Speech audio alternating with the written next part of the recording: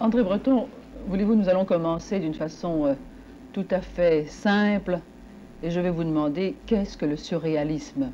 Voulez-vous nous en donner une définition?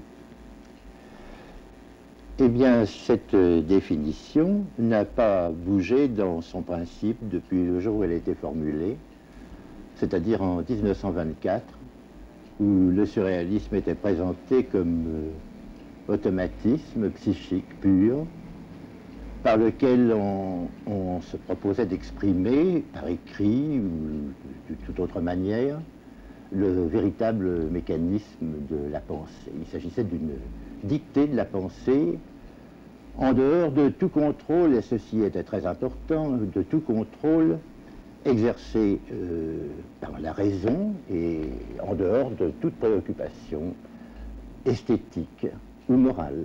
C'est vous, d'ailleurs, n'est-ce pas, André Breton, avec quelques amis, je crois, qui avez le premier attiré l'intérêt des artistes sur cette nouvelle notion. Pouvez-vous nous expliquer comment tout cela a commencé pour vous? Eh bien, tout cela avait commencé quelques années plus tôt, lorsque, à la suite de certaines notations que j'avais pu faire de phrases entendues soit à l'approche du sommeil, soit au réveil, mon attention s'était portée sur elles et où j'avais été entraîné à les noter et à leur trouver un timbre extrêmement particulier et nouveau. Ces phrases, nous avions projeté alors, c'était en 1919, mon ami Philippe Soupeau et moi, de les provoquer systématiquement par une sorte d'abandon complet de toute espèce de réaction sensible aux choses qui nous entouraient, de manière à isoler autant que possible ces sortes d'interventions mystérieuses qui se produisent au moment où justement l'esprit se maintient tout à fait au repos. Est-ce que vous n'avez pas été en contact un petit peu avant avec Freud? J'ai été en contact avec Freud, avec lui personnellement, en 1921, lors d'un voyage à Vienne. Mais j'étais familiarisé avec les notions de la psychanalyse depuis plus longtemps, car j'avais eu l'occasion, étant mobilisé comme médecin auxiliaire, de pratiquer les méthodes de la psychanalyse sur les malades d'un centre de neuropsychiatrie qui se tenait alors dans le centre de la France. Alors, est-ce que vous pensez que les formules du surréalisme que vous avez appliquées à l'époque pouvaient avoir une parenté avec les découvertes de la psychanalyse? Elles avaient certainement cette parenté, car elles procédaient d'une sorte de monologue que Freud préconisait comme moyen d'investigation du psychique de ses patients. Il s'agissait pour nous, n'est-ce pas, qui n'étions pas assujettis à une volonté de traitement psychanalytique, de retrouver justement le fil de ces relations verbales, n'est-ce pas, à travers cette sorte de dictée à laquelle nous voulions parvenir. Est-ce que ce n'est pas à ce moment-là que vous avez fait connaître l'écriture automatique, par exemple? Oui, c'est cela. Alors ceci, par conséquent, précédait de 5 années la définition que j'ai citée tout à l'heure.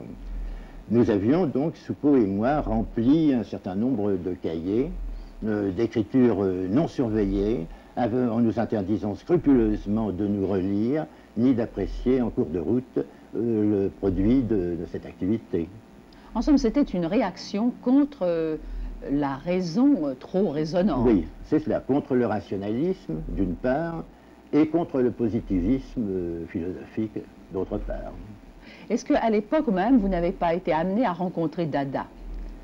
Oui, c'est-à-dire que nous avons rencontré Dada, Soupeau, Aragon et moi, n'est-ce pas, environ en 1918, au moment où venait de paraître le manifeste Dada 1918, publié par Zara, alors qu'il se trouvait encore à Zurich. Est-ce qu'il y avait une parenté dans vos façons de penser? Il y avait une très grande parenté qui était surtout d'ordre affectif. Parce que ce manifeste, et d'une manière générale, les différents manifestes Dada, exprimait une très grande révolte à l'égard de la société du temps et du système de valeurs qui avait été en cours jusqu'à la guerre. Et c'est à ce moment-là, vous étiez d'accord avec eux. Est-ce que vous pouvez évoquer, alors je dirais, le côté anecdotique de ces réunions où vous, jeunes surréalistes et les dadaïstes, étiez aux prises, disons, avec le grand public? Oui, à ce moment-là, nous étions définis pour le public tous comme dadaïstes. Le mot surréalisme avait cours parmi nous, mais il n'avait pas encore pratiquement droit de citer. Ces réunions, qui étaient des réunions publiques, avaient lieu dans des salles que nous louions à Paris, et elles reproduisaient assez sensiblement des manifestations dada, telles qu'elles avaient déjà eu lieu, surtout à Zurich, où un certain nombre de dadaïstes s'étaient rencontrés pendant la guerre. Il s'agissait surtout de Harpe, de Tzara, de Schwitters, de Picabia aussi. De sorte que les manifestations dada de Paris, à l'origine, n'ont pas eu un caractère très spécifique.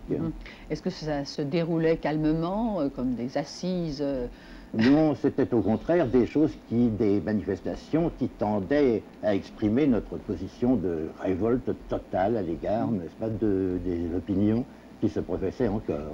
Et comment le public acceptait-il ces nouvelles opinions? Le public réagissait très violemment, avait commencé par prendre toutes ces choses à la blague, et puis finalement se fâchait. Et cette fâcherie se traduisait par des hurlements au cours des manifestations qui rendaient naturellement la diction des acteurs fort difficile, et d'autre part même par des jets de projectiles divers qui pouvaient être achetés à cette intention, n'est-ce pas, lors des entr'actes de ces... On peut dire que vous avez été presque des victimes de vos opinions à l'époque. Enfin, Oui, mais nous en étions ravis. C'était tout à fait ce que nous cherchions, n'est-ce pas? Nous mettions une sorte de provocation en avant. Pour mieux faire connaître, peut-être, vous dites? Et également pour manifester notre refus total de participation aux idées qui avaient cours encore. Oui. C'est justement, c'est parce que il ne suffisait pas pour vous d'avoir certaines idées, je crois que vous vouliez aussi que ça devienne une façon de vivre. Ça ne reste pas sur le plan de la théorie. Naturellement, naturellement. En somme, on était parti d'une sorte d'expérience portant surtout sur le langage. Mais au fur et à mesure que les années devaient passer, jusqu'à ce jour où nous parlons, il est bien entendu que cette conception devait se frotter à toutes sortes de problèmes que nous n'avions pas prévus au départ. Oui, parce que justement, peu à peu, quels ont été, disons, les endroits de l'art, plus exactement, qui a été transformé par vos théories de l'époque? Qui avez-vous touché par le surréalisme? Eh bien, on devait toucher, pour commencer, essentiellement les poètes et les artistes. Oui. Les peintres? Les peintres, naturellement. Max Ernst, à cette époque, est arrivé à Paris et devait jouer un rôle considérable dans les années qui suivaient. Oui. Est-ce que Dali n'a pas été... Dali s'est présenté beaucoup plus tard, puisqu'on a entendu parler de lui qu'en 1929, pour la première fois. Et sa production antérieure était le caractère non surréaliste. Il pouvait plutôt s'agir d'une sorte de séquelle du cubisme, et il ne s'était pas encore trouvé. Mais est-ce qu'il y a eu vraiment en peinture un mouvement qui découlait du surréalisme et qui en est, pour ainsi dire, l'héritier? J'ai toujours été très prudent, n'est-ce pas, dans l'appréciation de ce que vous me demandez là, parce que à l'origine, nous avions pensé qu'il ne pouvait pas peut-être y avoir de peinture surréaliste. Le matériau qui est employé en peinture se prétend fort mal, semblait-il alors, à l'automatisme que nous voulions promouvoir, par exemple, en matière de langage. C'est ce qui explique que quand j'ai été amené à publier un certain nombre de textes sur la peinture, je les ai publiés non pas sous le titre « La peinture surréaliste », mais « Le surréalisme et la peinture » pour marquer les différents rapports, n'est-ce pas, qui me paraissaient pouvoir exister entre eux. C'est seulement, voyez-vous, peut-être à l'époque de la dernière guerre, que cette sorte de handicap portant sur la peinture automatique a été levé. Il a été levé par des éléments du genre de Jackson Pollock, par exemple, et pratiquement, il a donné naissance à tout le mouvement dit abstraction lyrique. Donc tout ce grand mouvement de peinture actuel peut revendiquer comme origine le surréalisme. Je pense que du reste, ceci a été clair pour la plupart des promoteurs de ce nouveau mouvement. André Breton, vous savez qu'on vous a souvent appelé le pape du surréalisme, et je voulais vous demander si le surréalisme justement a une doctrine. Est-ce que c'est un mouvement qui, comme une église, une chapelle, a une doctrine bien définie? Il est inutile de dire que ce mot de pape m'a toujours été opposé en très mauvaise part. Les mots de chapelle ou d'église ne conviennent pas mieux, et ce sont seulement les détracteurs, naturellement, du surréalisme qui reviennent constamment à ce vocabulaire. Ceci dit, il y a tout de même, à la base d'une adhésion au surréalisme, une sorte d'engagement tacite de se comporter selon certaines lois. Ceci concerne aussi bien l'attitude à l'égard des problèmes artistiques qu'à l'égard de certains problèmes sociaux, de certains problèmes moraux. Et est-ce que vous pouvez nous parler de ces engagements? De quel ordre sont-ils? Par exemple, sur le plan moral, quel est l'engagement qui symboliserait le mieux l'attitude d'un surréaliste? Il est assez difficile de le préciser, n'est-ce pas, parce que, en somme toute, il n'existe pas une morale surréaliste qui ait été promulguée. Oui.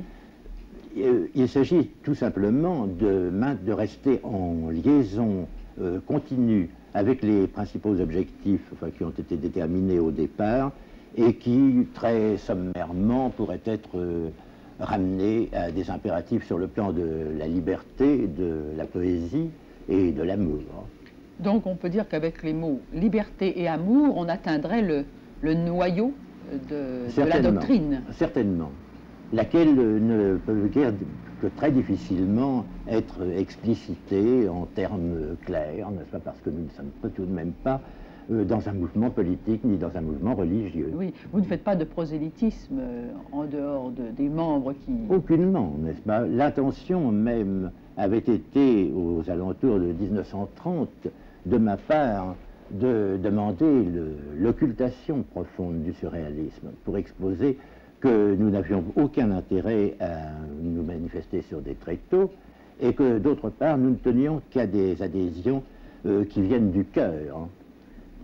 Tout à l'heure, vous avez parlé de vos détracteurs et peut-être vous allez penser que je parle encore de ces détracteurs quand je vais citer une autre phrase lorsqu'on a parlé du surréalisme un peu comme étant une sorte, je ne dirais pas d'école du scandale, mais on a beaucoup parlé de scandale à propos du surréalisme. Est-ce parce qu'on l'a très souvent lié avec l'érotisme? Pouvez-vous là-dessus nous en expliquer l'origine? Je ne pense pas que ce soit parce qu'on l'a lié avec l'érotisme. D'autre part, le scandale qui a été reproché à ces différents mouvements concerne beaucoup plus le dadaïsme, je crois, que le surréalisme. Maintenant, le scandale, à nos yeux, il ne faut jamais oublier que c'était le reste, n'est-ce pas? Ce scandale qui constituait la base d'un fait divers ou d'une chose de ce caractère ne pouvait absolument être envisagé que comme une sorte qu'en réciprocité d'un véritable scandale que nous découvrions, nous, dans le mouvement général d'une société ou dans un fait déterminé. Alors la religion du scandale dont on parle à propos de Dali, par exemple... Nous y avons toujours, enfin pour ma part, j'y ai toujours été opposé, ainsi que la plupart de mes amis. C'était Aragon qui, dans le temps jadis, avait publié un texte intitulé « Le scandale pour le scandale », contre lequel je m'étais élevé aussitôt. Quant au scandale chez Dali, vous savez très bien qu'il a surtout, pour lui, un intérêt publicitaire. Évidemment, vous n'êtes pas d'accord avec cette forme-là de scandale. Naturellement. Enfin, mais mon désaccord avec Dali vient de très loin déjà, et il ne porte pas seulement là-dessus.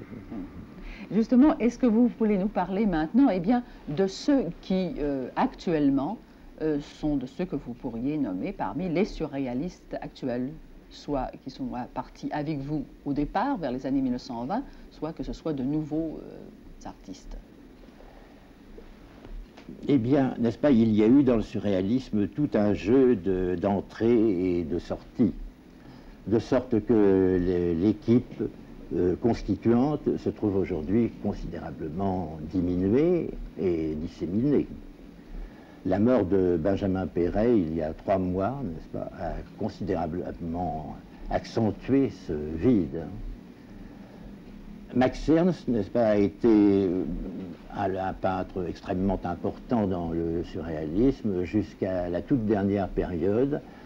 Et là, nous tombons justement sur une de ces sortes de clauses implicites dans le surréalisme de caractère moral, auquel Max Ernst a cessé de se plier ce jour-là. C'est quand il a accepté, par exemple, le prix international de la Biennale de Venise, n'est-ce pas? Ceci est en contradiction très nette avec le comportement que nous requérons toujours du surréalisme et qu'il requérait d'ailleurs avec nous jusqu'à cette époque. Vous voulez dire que le fait d'accepter une distinction de caractère honorifique ou autre, naturellement, entre en conflit avec le surréalisme. C'est un véritable ascétisme que vous prêchez à vos Pourquoi membres. pas?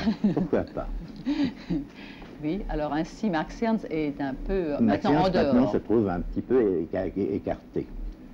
Miro, n'est-ce pas, qui a joué un rôle considérable à l'intérieur du surréalisme et que je tiens pour ma part pour le plus grand des peintres vivants, reste toujours fidèle enfin à ses conceptions du début et il a pris part à la dernière exposition, naturellement, pas seulement d'une manière rétrospective, mais d'une manière active. Les relations avec Marcel Duchamp restent rigoureusement ce qu'elles étaient depuis notre première rencontre aux environs de 1918. C'est-à-dire excellente. C'est-à-dire excellente.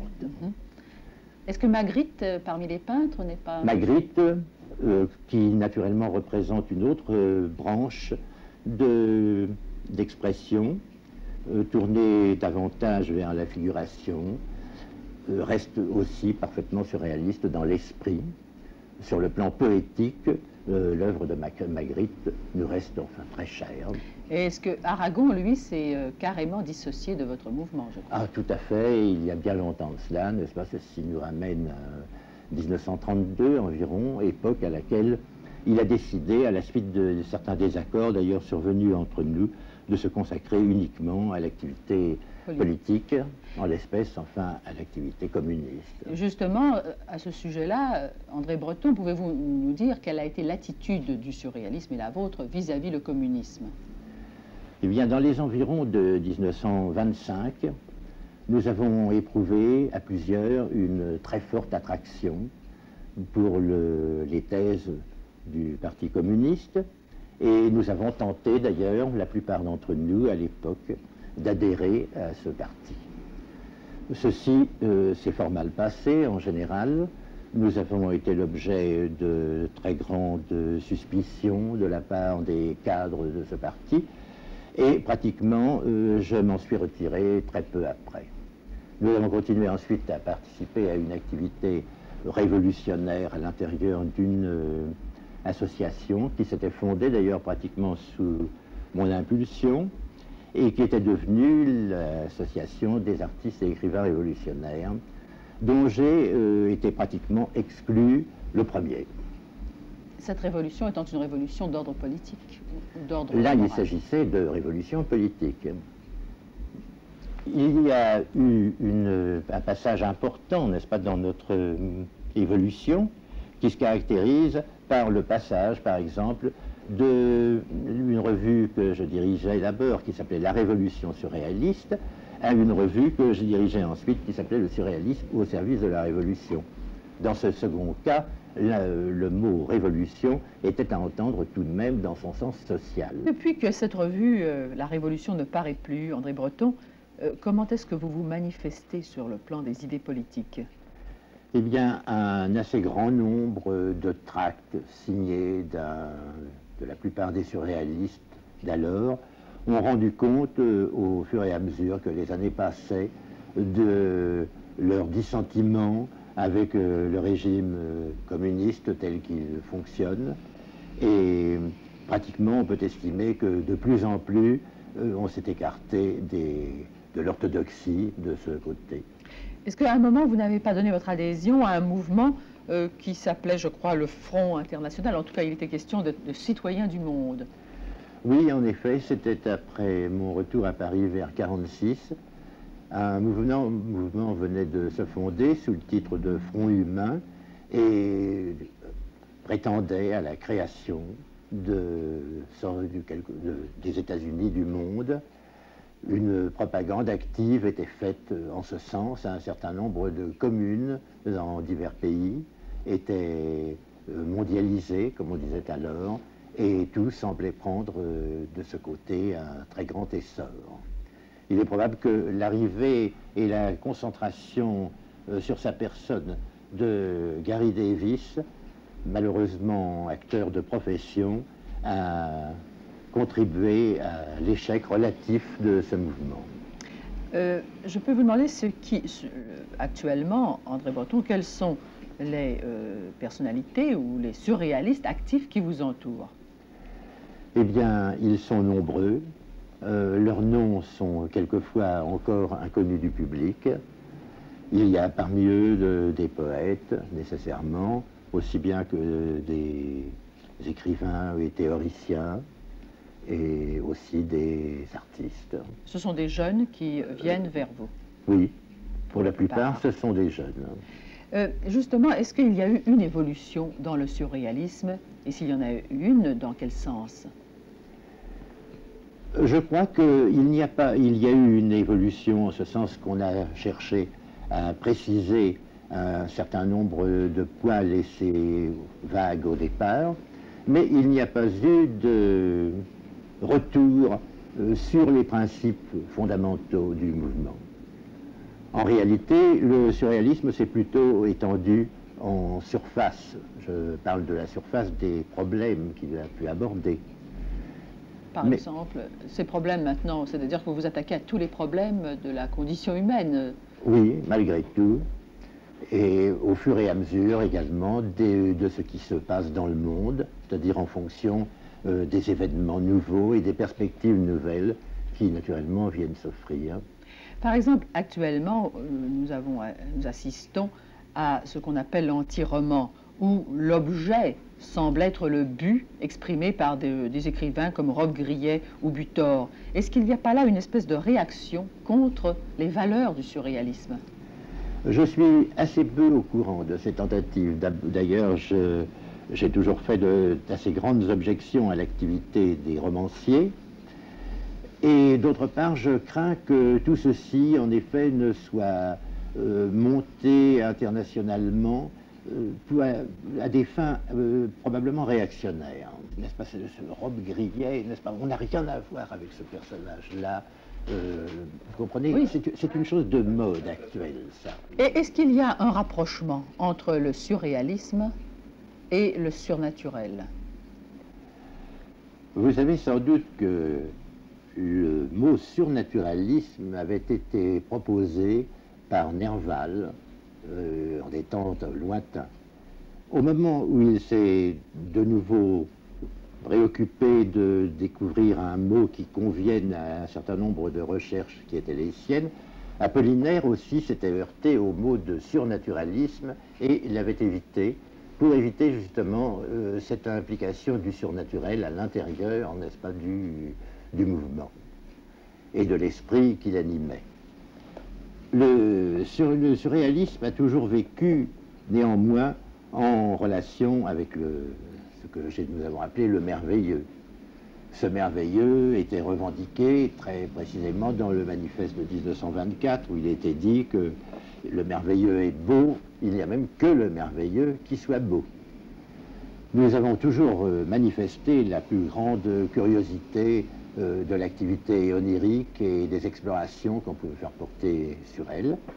Et ce côté de merveilleux dans le rêve nous a toujours retenus et sollicités. Et après 40 ans de surréalisme, André Breton, mouvement qui a été mêlé à la peinture, à la poésie et à la plupart des idées sociales de notre époque, est-ce que vous pouvez en dresser un bilan?